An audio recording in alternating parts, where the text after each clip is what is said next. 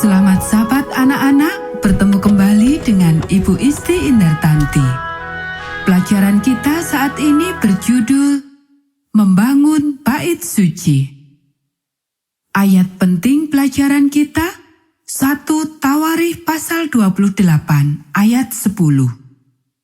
Camkanlah sekarang, sebab Tuhan telah memilih engkau untuk mendirikan sebuah rumah menjadi tempat kudus. Kuatkanlah hatimu dan lakukanlah itu. Poin penting pelajaran kita dapat menyembah Tuhan, bahkan bila kita merasa kecewa. Pernahkah seseorang mengecewakanmu ketika engkau sedang bersemangat mengerjakan suatu proyek?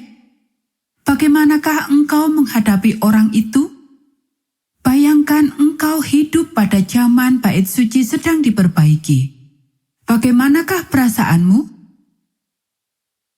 Tabita mengambil keranjang yang berisi makan siang buatnya dan adiknya dan mulai menuruni jalan setapak menuju bait suci. Sementara dia mendekati rumah Sarah, temannya memanggil, "Tabita, tunggu aku. Aku juga harus membawa makan siang buat ayahku."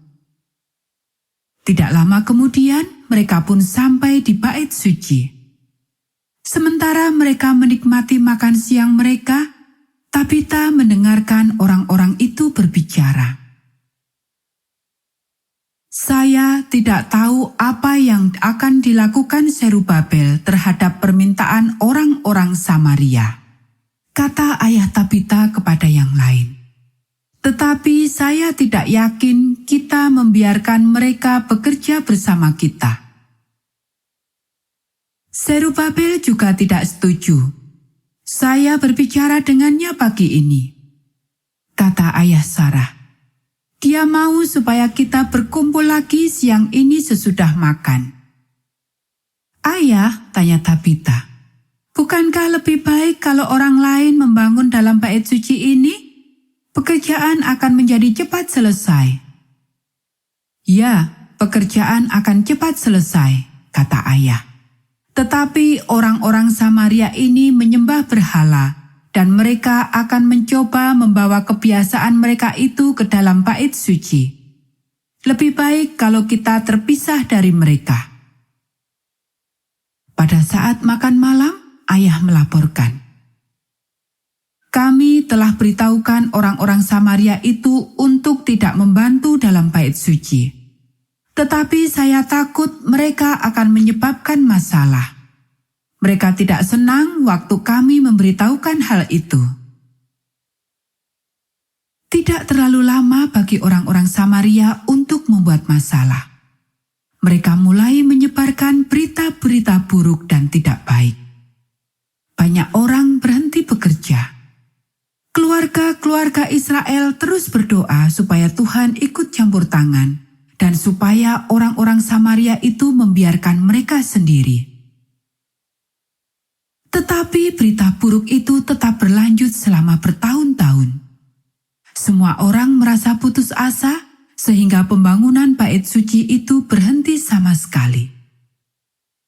Suatu hari, Samuel, adik Tabita, pulang ke rumah sambil berteriak, "Saya mempunyai berita gembira.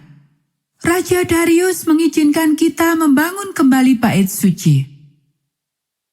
Keesokan harinya, pagi-pagi benar, ayah dan Samuel sudah berada di bait suci. Tetapi kegembiraan mereka tidak berlangsung lama. "Sarah, percayakah kamu?" kata Tabita beberapa hari kemudian sementara dia bekerja memintal karpet.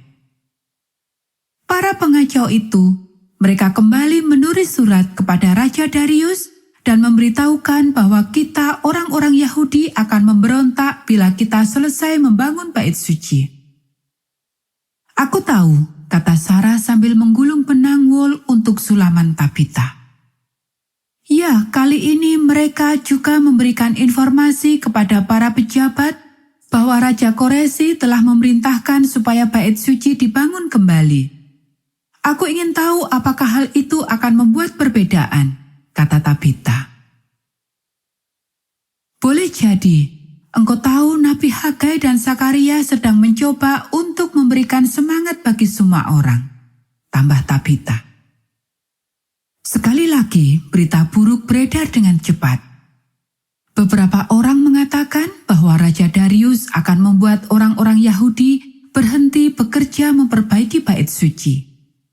Yang lain mengatakan bahwa mereka rasa Raja Darius akan mengizinkan pekerjaan itu untuk dilanjutkan. Beberapa minggu berlalu, Tabita sedang dalam perjalanannya menuju bait suci dengan membawa makan siang ketika tiba-tiba sekelompok orang banyak mengelilingi dia. Sambil mendengarkan percakapan mereka, Tabita segera tahu bahwa Raja Darius telah mengirimkan jawaban. Tidak lama kemudian, sekelompok orang banyak sudah berkumpul di tangga bait suci. Perlahan-lahan mereka terdiam. Seseorang dapat merasakan ketegangan tergantung di udara. Nabi Hagai mulai membaca. Kepada semua pejabat daerah Trans-Efrata, menjauhlah dari provinsi Yehuda. Jangan ikut campur dengan pembangunan bait suci di Yerusalem. Biarkan para bupati dan tua-tua orang Yahudi membangun rumah Allah itu di tempatnya yang semula. Kerumunan orang banyak itu mengeluarkan suara menggemuruh sesudah mendengar pengumuman itu. Mereka dapat melanjutkan pembangunan bait suci. Sementara Hagai terus membaca, mereka mendengar bahwa Raja Darius telah menginstruksikan pegawai-pegawainya untuk menolong bangsa Yahudi dengan menyediakan bahan-bahan yang mereka perlukan. Semua orang mau membantu menyelesaikan pembangunan bait suci itu. Sesudah beberapa tahun pengerjaan, pekerjaan itu pun selesai dan upacara peresmiannya diadakan. Pada pagi hari upacara peresmian itu, Tabita sekarang sudah bertumbuh dewasa, memakai pakaiannya yang terbaik. Ibu, dapatkah engkau percaya? Akhirnya hari ini pun tiba. Sudah beberapa tahun lalu kita meninggalkan Babylon, dan sekarang kita akan menyembah Tuhan dalam bait suci kita sendiri. Tuhan sudah bersama kita selama tahun-tahun kesukaran itu, dan Dia akan bersama kita pada upacara peresmian hari ini. Saya gembira karena Tuhan selalu beserta kita, kata suaminya menyetujui. Ayo, cepat, kita tidak mau terlambat datang ke peresmian itu. Pelayanan ini dipersembahkan oleh keluarga Pendeta Kurnaidi. Semoga menjadi berkat untuk kita semua.